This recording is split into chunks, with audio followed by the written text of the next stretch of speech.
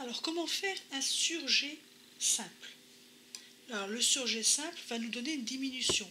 On fait des surjets simples régulièrement dans les rangs lorsqu'on veut, par exemple, répartir des diminutions le long du rang. Alors, admettons qu'on me dit dans une explication tricot, tricoter 3 mailles, puis faire un surjet simple. Alors, je vais dans ce cas tricoter 3 mailles, 1, 2, 3, et je fais le surjet simple. Alors, un surjet simple, ça consiste à glisser la première maille, on ne la tricote pas, puis on tricote la suivante, puis on passe la maille qu'on a glissée par-dessus celle qu'on vient de tricoter. Et là, on a fait un surjet simple. Ça donne une simple diminution. Ça revient au même, en quelque sorte, à faire, voyez, 1 et 2, je glisse les deux, je les prends comme ça, et je tricote ensemble. On va obtenir le même résultat. Donc c'est un peu comme si je tricotais 2 mailles ensemble, mais de la droite vers la gauche. Et dans ce cas, j'ai fait un surjet simple. Alors maintenant, on va voir les 2 mailles tricotées ensemble. 2 mailles tricotées ensemble, donc je remets mes mailles sur mon aiguille. Je retire mes surjets, on n'en parle plus. Voilà.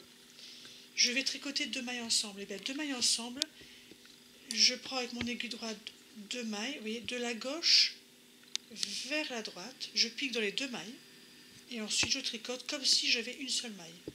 Voilà. Là, j'ai tricoté 2 mailles ensemble.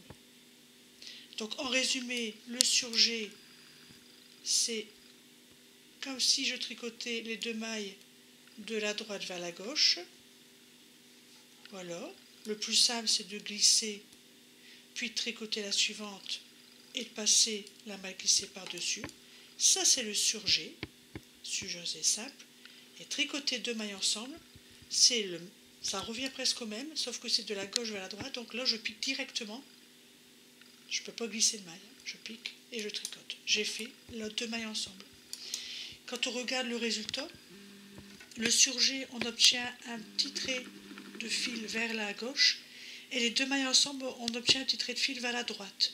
Donc le résultat au final donne un point un petit peu fantaisie, si je puis dire, dans un sens ou dans un autre. Voilà.